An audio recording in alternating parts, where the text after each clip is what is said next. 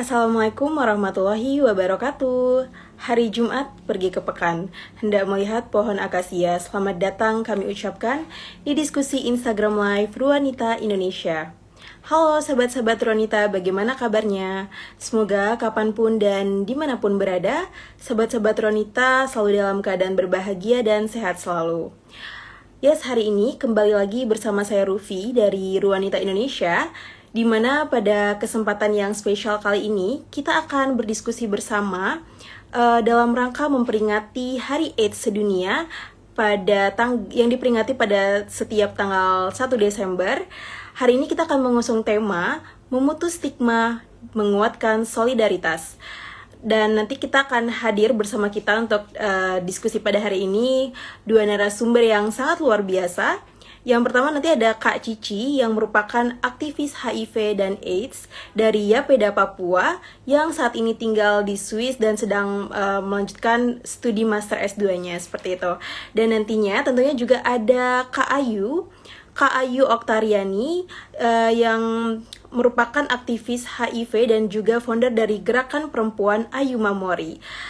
Yes, untuk sahabat-sahabat Ronita juga jika mempunyai pertanyaan ataupun mungkin mau sharing, bisa banget untuk menuliskan di kolom komentar.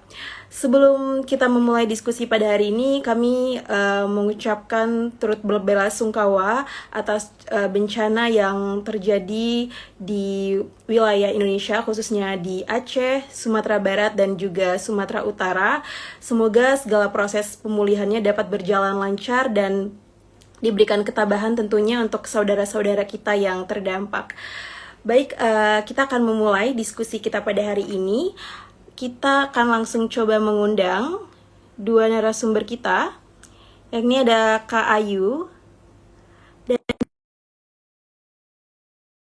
bersama ke dalam diskusi kita pada hari ini. Baik. Halo, Kak Cici dan juga Kak Ayu. Baik. Terima kasih sebelumnya untuk Kak Cici dan juga Kak Ayu untuk diskusi kita pada hari ini ya Kak ya. Mungkin saya langsung aja nih ke Kak Cici terlebih dahulu ya untuk pertanyaan pertama kita. Kita mulai dari Papua dulu nih Kak. Sharing-sharing bagaimana nih Kak kira-kira situasi HIV dan AIDS di Papua saat ini, terutama dalam hal edukasi dan stigma sosial. Silakan Kak Cici. Terima kasih Rufi dan teman-teman Ruanita atas kesempatan dan waktunya yang diberikan buat sharing hari ini. Baik, kalau berbicara tentang HIV di Papua, menurut saya sih sebenarnya tidak jauh beda dari seluruh Indonesia ya, yang ada di wilayah Indonesia. Kalau kita mengacu kepada kota-kota besar, eh, informasi HIV itu mudah dijangkau gitu. Kalau di Papua sendiri misalnya kayak Timika maupun Jayapura eh, itu mudah diakses karena publikasi dan edukasi itu berjalan terus baik di sekolah maupun di wilayah-wilayah umum lainnya. Tapi kalau misalnya kita merujuk kepada lingkungan yang paling kecil, misalnya di kampung-kampung, itu tetap saja stigma tetap masih berjalan ya, bahwa HIV itu masih dilihat sebagai penyakit kutukan, bahwa HIV itu masih tabu untuk diperbincangkan karena itu terkait dengan masalah seks edukasi dan juga kalau misalnya yang kebanyakan orang kalau bilang tentang oh dia HIV berarti ini penyakit kotor, berarti dia itu nakal gitu. Tapi sebagian banyak orang juga tidak consider bahwa banyak juga anak-anak yang terlahir HIV yang orang tuanya meninggal yang harus dibesarkan gitu kan. Jadi sebenarnya walaupun perkembangan zaman sekarang akses internet itu mudah diakses, misalnya kita ketik aja dan informasi banyak ya. Walaupun kita juga harus bijak, ada informasi yang menyesatkan juga ya.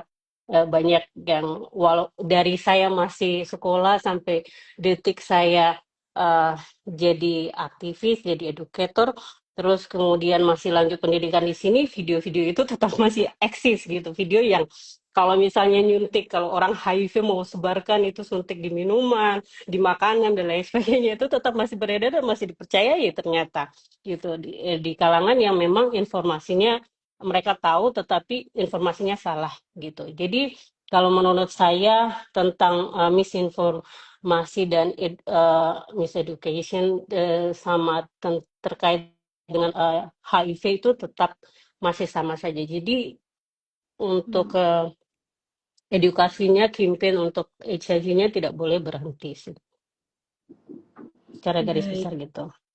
Oke, baik Kak. Berarti kalau di Papua itu tadi yang Kak Cici mention ya, bahwa ternyata pembicaraan terkait HIV/AIDS ini tuh masih cukup tabu ya Kak ya, untuk Mm. diperbincangkan. Nah, kalau dari Sebenarnya bukan secara garis besar, maksudnya kalau kita berada di lingkungan yang maksudnya kota-kota besar, itu mereka lebih paham lah, oh iya lebih udah sudah tahu gitu. Tetapi hmm, kalau misalnya kita ke kampung-kampung, dan kenapa saya bilang sama aja di seluruh Indonesia, beberapa kali saya volunteering di wilayah-wilayah lain di Indonesia, saya tanya juga, eh, kalian tahu nggak informasi tentang HIV? Hah? HIV hmm, itu yang ini ya, yang orang sakit sampai badannya kurus. Jadi kayak gitu. Dan itu bukan sekali dua kali, beberapa kali. Jadi menurut saya bukan saja di Papua, tetapi di semua tempat di Indonesia yang masih hmm. terpencil itu informasinya masih missing gitu. Oke, berarti sebenarnya hampir merata ya Kak. Maksudnya Hmm, kalau untuk seluruh wilayah Indonesia, khususnya di pulau-pulau terpencil seperti itu kayak masih hmm, cukup tabu berbincang terkait HIV/AIDS nih. Nah, hmm. kalau dari ini Kak, kalau dibandingkan nih dengan situasi di Swiss, bagaimana Kak Cici merasakan atau melihat program HIV/AIDS ini? Termasuk gimana sih Kak kalau di Swiss itu penerimaan terhadap orang dengan HIV/AIDS ya, dan juga kebijakan kesehatan yang Kak Cici ketahui seperti apa kalau di Swiss? Oke. Sebelum saya masuk ke Swiss, saya juga kan saya di Timika ya, baru saya paham tentang HIV Hmm, juga. Walaupun saya grew up di Jayapura. Eh, dan di Timika itu bagusnya kami punya komunitas yang betul-betul kuat, yang bisa merangkul semua teman-teman yang HIV positif gitu, dan itu rutin. Kemudian kalau misalnya ada yang positif HIV, akan ditanyakan dari petugas kesehatannya ya, akan bertanya ke kamu nggak sendiri kok. Misalnya kalau kamu hmm, mau nanti kita kenalkan nih sama komunitas gitu supaya bisa mendukung kamu. Karena biasanya kalau seseorang yang pertama kali terpapar dan tahu bahwa dia HIV positif itu kan macam-macam gitu kan, kayak besok saya mati nih gitu pikirannya yang simpelnya seperti itu gitu. Tapi itu juga tidak dipaksa dan saya cuma mau menekankan bahwa di Timika kami punya komunitas yang cukup kuat juga. Ada namanya Melati Support Group, dan teman-teman dari komunitas di Timika juga punya link dengan di Papua maupun di seluruh Indonesia gitu. Nah, kalau kita merujuk ke Swiss, saya pertama kali datang, saya juga nggak terlibat nih sama teman-teman yang HIV positif di Swiss ataupun edukasi, tapi saya mencari informasi bahwa ternyata eh, di Swiss ini lebih terbuka gitu. Pada tahun 2000-an, 2000-an awal kalau saya nggak salah, itu ada yang data yang terbuka, maksudnya teman-teman yang HIV positif dipublikasikan datanya, padahal itu melanggar human rights ya, melanggar hak asasi seseorang. Akhirnya dari kasus itu yang betul-betul besar, mempressure pemerintah untuk berbenah, dan kemudian mereka jadinya membuat eh, kebijakan yang memproteksi teman-teman yang HIV positif itu. Karena kalau data terbuka dan akhirnya ada sebelumnya tuh perusahaan-perusahaan yang kemudian menutup diri untuk mempekerjakan dan mem-PHK sepihak gitu.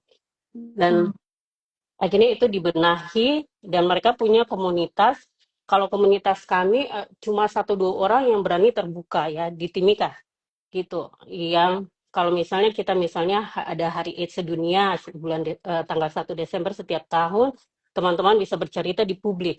Itu ada gitu, tapi tidak banyak, tidak semuanya mau bercerita. Ataupun malam renungan AIDS nasional gitu ya, yang diperingati setiap bulan Maret. Itu eh, apa mereka mau terbuka, tapi itu tidak dari sekian banyak jumlah teman-teman yang HIV positif, cuma satu dua orang yang mau terbuka gitu. Tapi di Swiss ini mereka punya lingkungan, mereka punya komunitas yang foto dan videonya mereka tetap, eh, maksudnya mereka terbuka secara umum di publik bahwa mereka positif, dan kemudian eh, pemerintah Swiss juga terlibat dalam sebenarnya seluruh dunia ya aturan yang apa 10-10-10 ya 10%, kurang dari 10% itu eh, teman-teman yang HIV positif tidak mendapatkan penundaan perawatan gitu kan, diminimalisir, tidak kemudian tidak memperoleh stigma, itu kurang dari 10%. Jadi tidak lebih dari 10%, tidak lebih dari 10% teman-teman yang HIV positif mengalami hambatan hukum. Dan itu dikejar terus sama pemerintah, sehingga yang HIV positif pun diberikan akses misalnya asuransi kesehatan yang terus yang dibayar ketika kerja, dan ketika misalnya terpapar mereka tetap bisa dapat akses dengan mudah. Saya ingat waktu di Timika kita waktu awal-awal ada beberapa yang eh, kalau nggak salah di awal tahun 2000 itu sulit sekali gitu. Hmm. Tapi itu juga tergantung dari regulasi ya, kebijakan pemerintah. Yang teman-teman di PHK juga secara sepihak karena positif gitu. Dan tapi sekarang sudah lebih baik juga. Walaupun misalnya tetap ada misalnya stigma yang terus bergulir gitu. Jadi kalau misalnya saya bilang mungkin karena di sini juga teknologi lebih baik ya, lebih maju, kemudian jadi awareness-nya tuh lebih banyak publikasi, kemudian informasinya berjalan, dan teman-teman yang HIV positif tetap bisa kontrol eh, viral load-nya, dan ya udah tetap bisa bersosialisasi maupun kerja seperti biasa, punya komunitas foto video, nggak perlu ditakuti untuk disebarkan. Itu Oke. sih kalau saya lihat perbedaannya. Oke, baik. Terima kasih Kak Cici. Tapi dari yang Kak Cici sampaikan ya, sobat-sobat Ronita, bahwa tadi ya pentingnya juga kebijakan pemerintah dan juga penting juga ya ditekankan untuk peran komunitas ini ya, seperti itu Kak Cici ya. Hmm. Baik. Saya akan kembali lagi nanti ke Kak Cici. Kita akan berdiskusi, bertanya nih dengan Kak Ayu. Nah, sekarang berdasarkan pengalaman kakak dulu nih Kak Ayu. Mengapa sih kakak tertarik nih Kak untuk menjadi speaker HIV?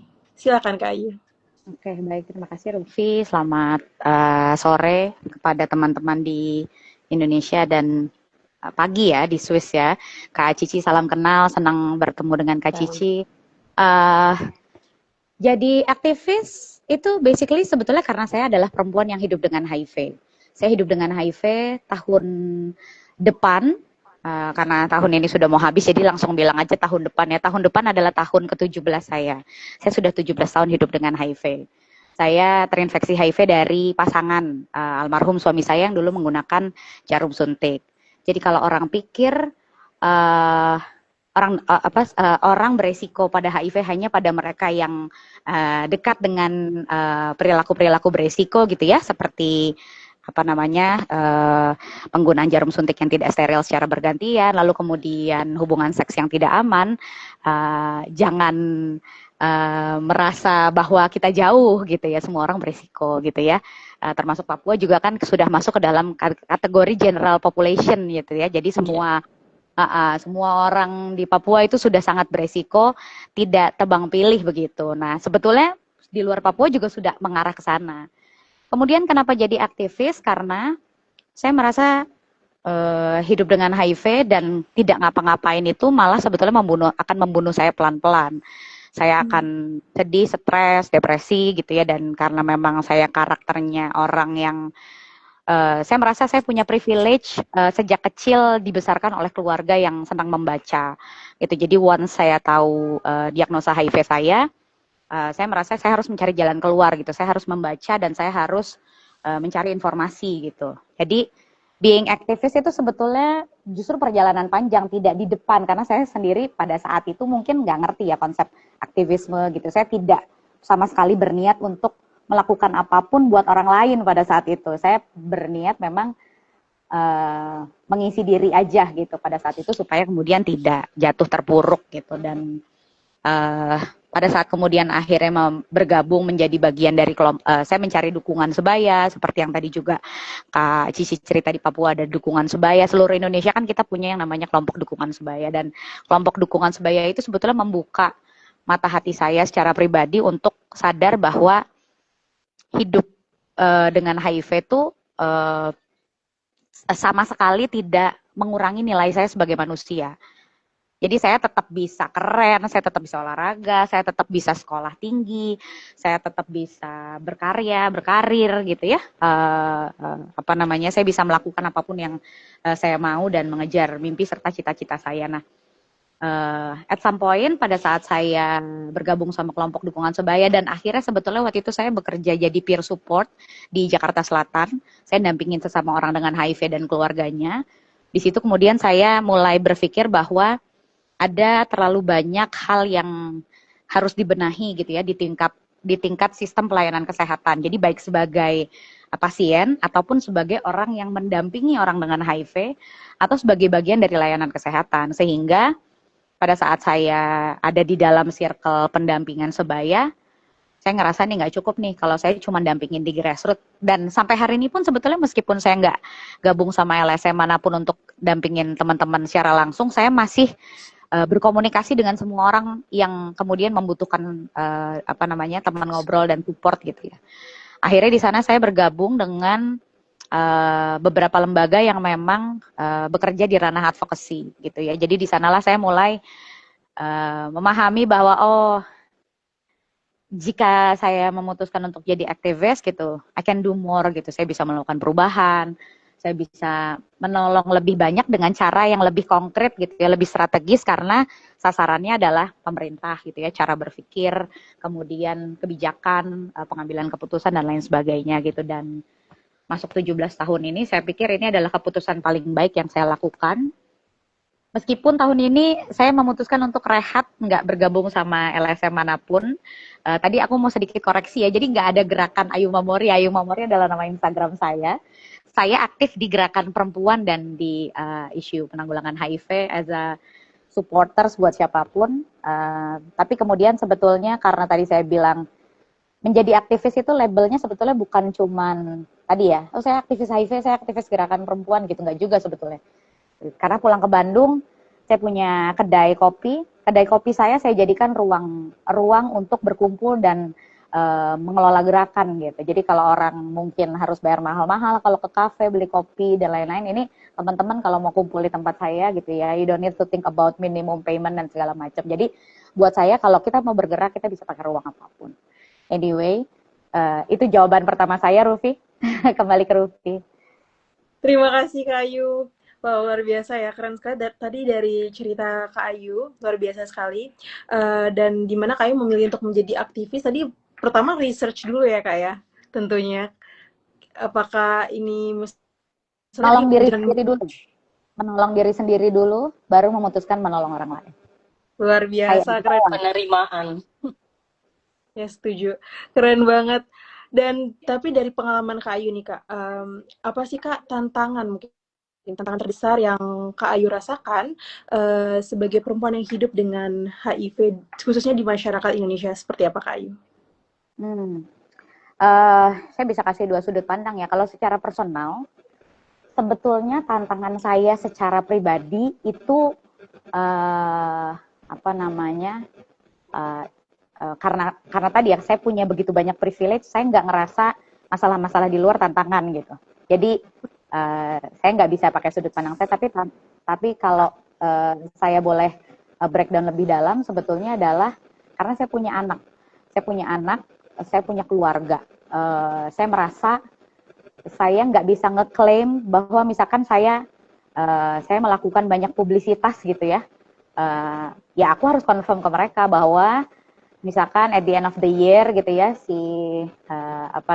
Hari AIDS ini ya, peringatan Hari AIDS ini, itu pasti semua orang expect untuk bicara HIV gitu ya. Makanya saya harus ngomong gitu. Nah, tantangannya adalah mungkin nanti di luar sana pada saat orang-orang nonton video ini gitu ya, yang mereka lihat itu bukan sayanya gitu, tapi kemudian siapa sih anaknya gitu, siapa sih keluarganya gitu. Tantangan terbesar saya kayaknya dari tahun ke tahun itu ya. Jadi saya berusaha memanage itu untuk mengantisipasi jika ada hal-hal yang tidak diinginkan, saya kan pasang badan gitu ya, dan saya memiliki kemampuan dan keberanian untuk itu. Tapi kalau bicara sebagai perempuan dengan HIV di Indonesia, itu rasanya saya pikir hidup dengan HIV bagi perempuan di Indonesia itu adalah salah satu hal yang mungkin hal paling menyedihkan dan berat gitu ya. Saya bisa menyimpulkan dan klaim itu karena kemudian saya pernah bekerja di network-nya Gerakan Perempuan HIV. Pertama, dia adalah perempuan. Kita tahu bahwa Indonesia masih sangat patriarkal. Indonesia masih melihat perempuan bukan hanya nomor 2, nomor 16 kayaknya gitu.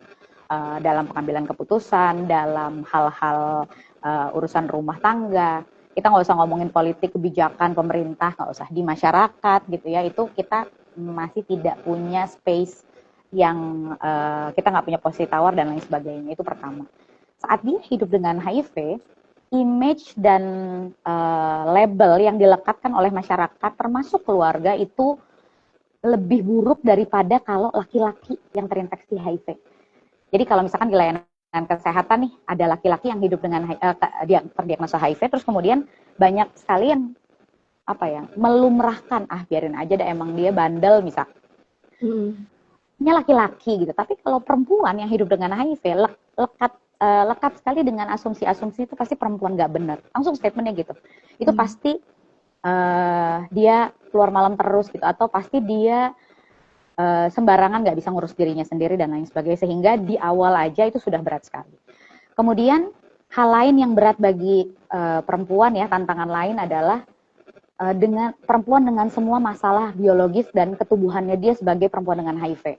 Perempuan itu tidak, maksudnya gini, sebelum dia hidup dengan HIV, dia sudah kehilangan kesempatannya, suaranya, posisi tawarnya untuk memilih dirinya mau ngapain.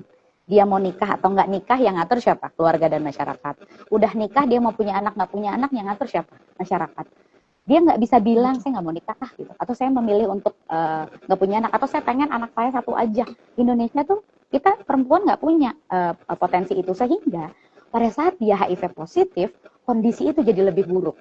Kita bisa bayangkan, perempuan dengan HIV secara medikal, di seluruh dunia itu sudah dianggap bisa dan mampu dan boleh laki-laki dan perempuan HIV ya menikah dan memiliki keturunan. Sudah ada program kesehatan yang mengatur tentang pencegahannya.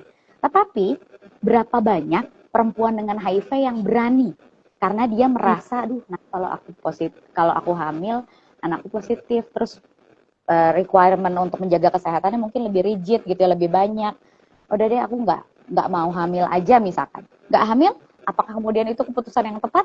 Mungkin mertuanya atau orang tuanya nggak tahu dia HIV positif. Kalau dia kemudian memutuskan hamil, oke deh, aku hamil deh, aku siapkan semua energiku, waktuku, pikiranku gitu untuk dedicated mengurus kehamilanku. Nanti masalahnya ada pada saat dia mau melahirkan atau dia mau menyusui atau tidak menyusui. Semuanya itu sudah boleh, sangat eligible sesuai dengan kondisi tubuh. Tetapi pada saat misalkan dia memilih untuk melakukan operasi sesar, keluarga pasti kayak, kenapa sih operasi sesar gitu ya? Gitu. Atau kemudian, kenapa kamu nggak nyusuin misalkan. Nah, itu jadi tantangan tersendiri buat perempuan. Karena memang stigma dan diskriminasinya sangat tinggi. Bilang dapat stigma diskriminasi, nggak bilang nanti disalah-salahin gitu. Nah, tantangan lainnya adalah perempuan itu kan saya nggak mau nge-labelin ini, tapi mostly orang dan masyarakat melihat kita sebagai pengasuh. Kita nurture gitu, kita adalah orang-orang yang bertanggung jawab atas kehidupan di dalam rumah tangga. Sehingga dia akan bertambah bebannya pada saat dia hidup dengan HIV. Tanggung jawab kesehatan di rumah itu adalah tanggung jawab perempuan. Kalau suaminya positif, anaknya positif, kalau keluarganya sakit. Jadi dia nggak punya kesempatan tuh buat mikiran dirinya sendiri. Jadi bisa dibayangkan kalau situasinya ada di remote area, kita nggak ngomong pulau ya, ini kita ngomong remote area aja, yang masih bisa didaki gitu. Pegunungan ini nggak ngomong belah laut gitu ya.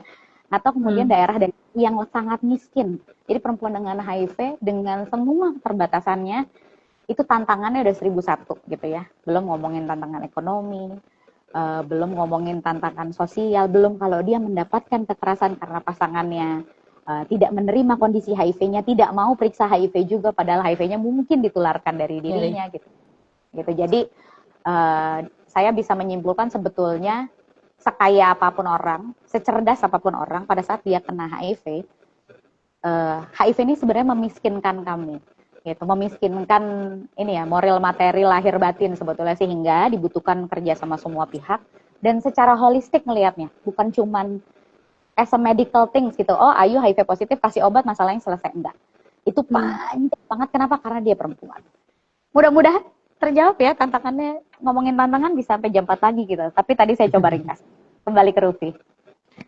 Luar biasa, terima kasih Kak Ayu. Tadi satu hal yang menarik sih yang kita highlight bersama ya sobat-sobat wanita, bahwa untuk stigma dan juga diskriminasi di Indonesia itu tadi dipengaruhi juga salah satunya tuh hal terbesarnya karena budaya patriarkal yang masih terjadi di Indonesia seperti itu ya Kak ya. Oke, sebelum kita lanjut ke segmen berikutnya, ini ada pertanyaan di kolom komentar dari Kak Maria.Wijayanti 2023. Terima kasih Kak Maria untuk pertanyaannya.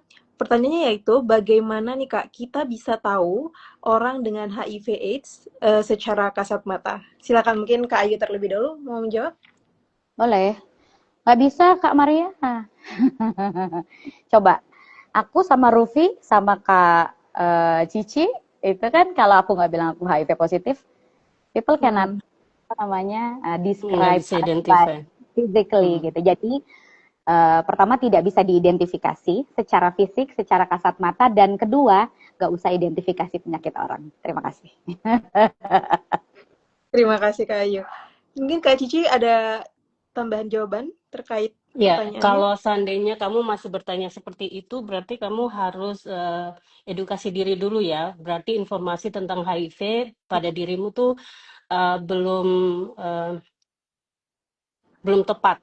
Karena kalau seseorang bertanya bagaimana kita bisa tahu seseorang itu HIV, berarti informasi HIV-nya kamu belum paham dengan benar. Kenapa saya bilang begitu? Karena yang seperti Kak Ayu tadi jelaskan ya, bahwa entah itu HIV, entah itu penyakit yang lainnya. Mungkin kalau TB kita bisa karena dia batuk dan lain sebagainya. Tapi penularan pun kita, misalnya dia di tahap penularan atau tidak, kita nggak bisa identifikasi sampai kita memeriksakan diri gitu. Jadi hanya lewat pemeriksaan saja, dan pemeriksaan itu rahasia sifatnya. Dan lebih baik kita sendiri paham tentang HIV dan bagaimana kita bisa proteksi diri dan mencegah ataupun orang lain, sehingga kita tidak menjadi bagian dari penularan gitu ya. Jadi pahami baik-baik bagaimana HIV menular. Saya memang negatif, tapi saya hidup dengan orang HIV bertahun-tahun lamanya. Saya makan sepiring dengan mereka gitu. Saya tidur, hidup, bangun dengan mereka. Dari saya adik yang saya rawat dari masih bayi sampai besar gitu. Kak Rufi mau nambahin dikit boleh ya? Silakan. Tadi menyambung dari Kak Cici. Jadi selain kita memang hanya bisa mengetahui orang dengan kita terinfeksi HIV atau tidak, atau orang lain terinfeksi HIV atau tidak, ya mereka harus tes darah, harus periksa ke rumah sakit atau puskesmas. Di luar daripada itu, sebetulnya kenapa kemudian kita nggak bisa detect, memang sebaiknya melakukan itu gitu. Misalkan kita tahu ada orang di sekitar kita dia orangnya kurus gitu, atau memang dia punya kulit misalkan gatal-gatal gitu, atau agak busikan gitu, itu nggak boleh kita asumsi kita tuh nggak boleh ke arah sana gitu, bahwa kurus banget dia, kayaknya dia HIV positif. Nah itu persepsi itu harus jauh-jauh dihilangkan. Itu udah stigma tuh. Iya betul. Jadi kita asumsi itu harus jauh-jauh dilakukan. Yang bisa kita lakukan sebetulnya kalau memang kita mengetahui di sekitar kita, baik tetangga, saudara, teman main, ada yang misalkan dia sakit-sakitan sudah lama banget, terus bolak-balik rumah sakit nggak sembuh-sembuh gitu ya.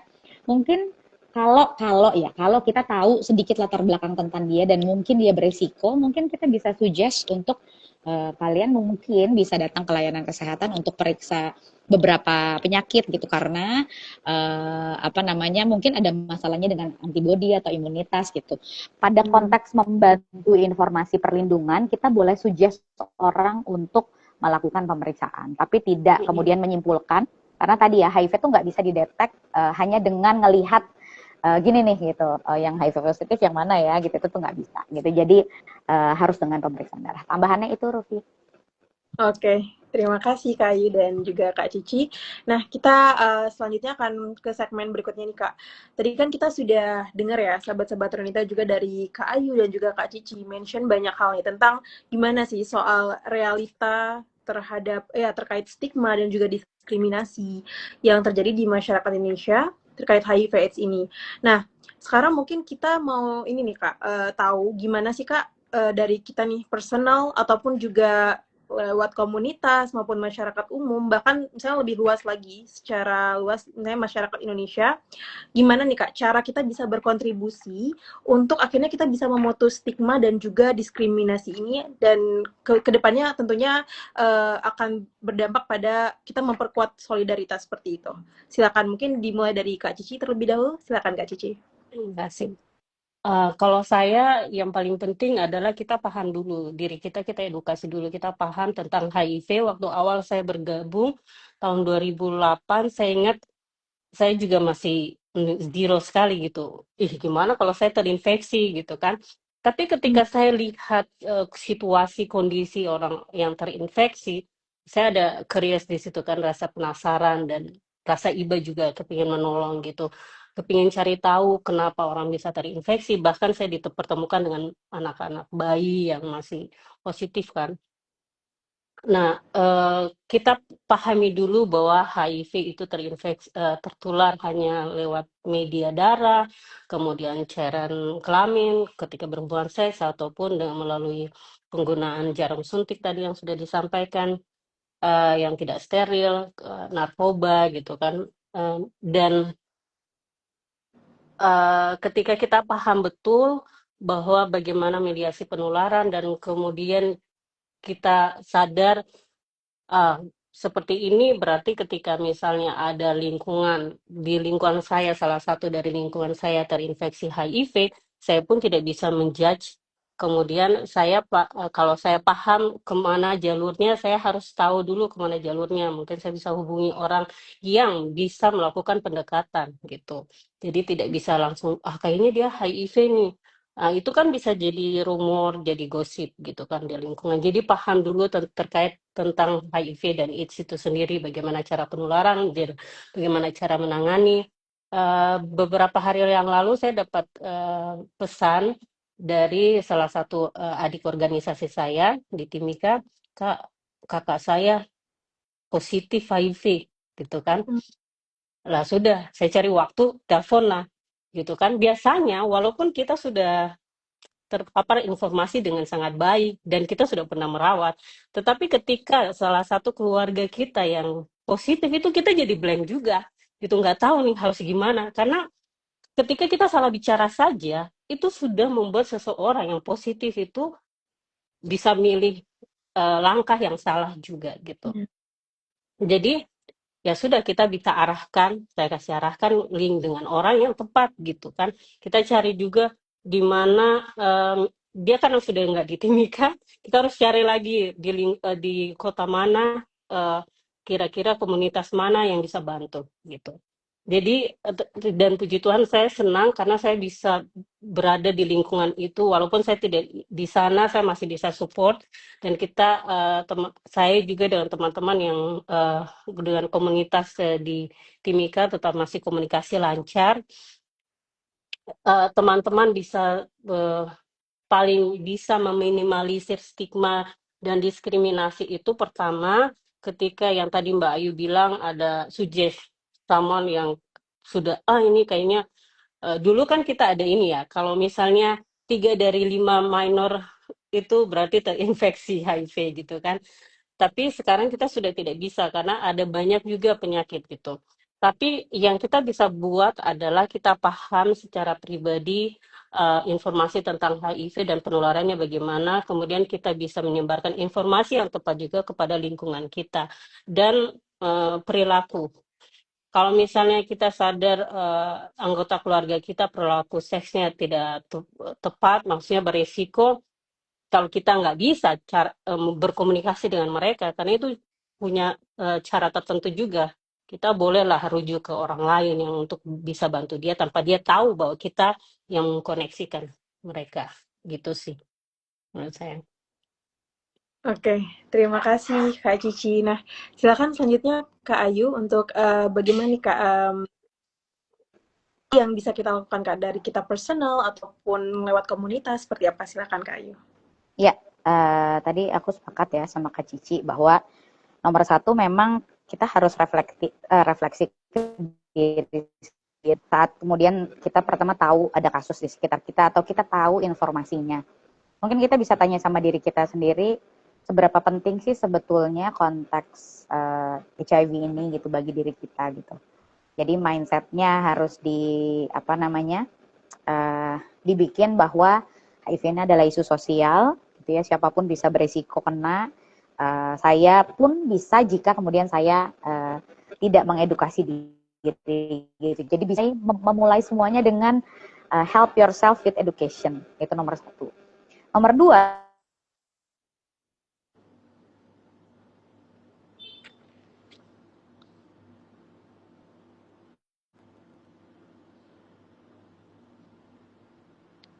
untuk memiliki kesadaran untuk berpikir bahwa aku nih kok kayaknya jadi care ya gitu karena aku memahami dan mempelajarinya. Maka kemudian lahirlah orang-orang hebat kayak Kak Cici gitu yang bukan hanya kemudian membantu secara saya pengen bilang teknis lagi, membantu secara langsung ya pada saat masih kemudian tinggal di kampung halaman gitu ya, sampai bahkan kemudian dia sudah overseas pergi keluar Indonesia untuk belajar, untuk studi, untuk bekerja dan lain sebagainya, masih punya kepedulian itu dengan terus mengkampanyekan dan tetap in touch sama teman-teman. Nah, hal itu kemudian bisa teman-teman lakukan pada saat menemukan diri tadi tuh pada saat kita belajar gitu, memahami informasinya. Saya bisa kasih contoh, ibu dan bapak saya pada saat dia tahu anaknya HIV positif, ibu bapak saya tuh memutuskan untuk tidak kabur. Maksudnya tidak kabur itu bukan ignore, bukan cuek. Mereka kemudian memilih untuk menjadi orang-orang yang memberikan informasi kepada masyarakat di sekitar. Misalkan kayak ibu saya, itu kan dia aktif kelola bank sampah di komplek, kemudian dia juga aktif jadi pengajar senam dan lain sebagainya. Pada saat kemudian orang mengkonfirm gitu ya Bu, anaknya itu katanya HIV positif ya gitu. Ibu saya nggak marah.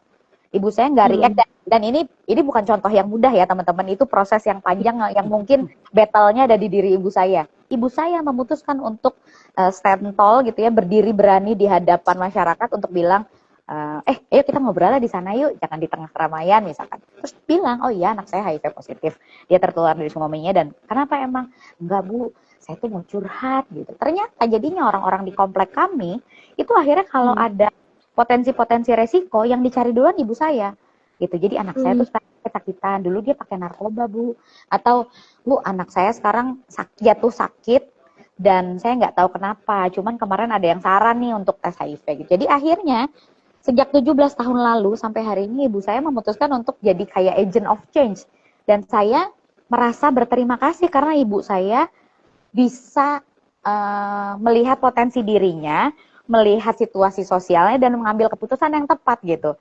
Jadi nggak semua ibu bisa kayak dia, tapi kamu bisa memilih untuk melakukan hal yang kamu tahu kapasitasmu di mana gitu. Atau hal lain yang saya bisa kasih contoh adalah saat ini di Bandung, saya kan tinggal di Bandung ya teman-teman. Saya lebih banyak berjalan dan bekerja bersama, berkarya dan kumpul-kumpul sama teman-teman non HIV. Jadi karena saya punya concern di art, saya gambar mandala gitu ya, saya lagi ngembangin studio juga di rumah. Saya punya kedai kopi sehingga saya ada di komunitasnya. Saya juga aktif setiap Kamis, saya punya klub penulis bersama kawan-kawan. Saya berusaha untuk put informasinya di tengah-tengah mereka, saya familiar dengan itu. Dan yang diputuskan oleh teman-teman di sekitar saya adalah mereka nggak jadi agent of change, tapi mereka berkontribusi untuk jadi orang yang paling tidak melakukan stigma diskriminasi. Itu hal yang paling sederhana. Kamu nggak usah bikin perubahan-perubahan gede, kamu nggak usah bikin yayasan, kamu nggak usah nyari donasi, nggak usah. Stop stigma dari dirimu aja. Cari informasi buat dirimu.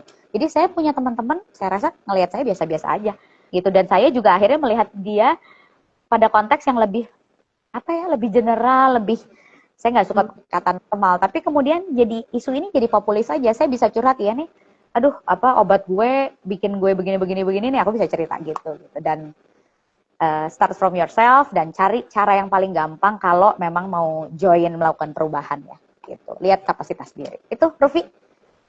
Luar biasa, keren banget. Terima kasih tadi dari yang sudah di-mention ya oleh Kak Ayu dan juga Kak Cici, bahwa kita bisa nih, sahabat-sahabat Ronita, untuk memulai kontribusinya tuh lewat langkah kecil dari diri kita sendiri, dengan misalnya tadi kita mencari edukasi-edukasi atau informasi yang benar-benar valid ya, misalnya untuk tidak menjadi seseorang yang memberikan stigma, itu juga sebenarnya sudah kontribusi yang luar biasa seperti itu yang bisa kita lakukan. Terima kasih Kak Ayu dan juga Kak Cici yang hari ini sudah sharing-sharing nih, luar biasa banget atas waktunya sudah mau berbagi dengan sahabat-sahabat Ronita di sini. Dan dari apa yang disampaikan oleh Kak Ayu dan juga Kak Cici, kita belajar nih sahabat-sahabat Ronita bahwa melawan HIV AIDS itu bukan hanya soal kesehatan, tapi juga ada unsur-unsur kemanusiaan, edukasi, tadi juga perubahan mindset kita nih, dan juga tentunya empati seperti itu.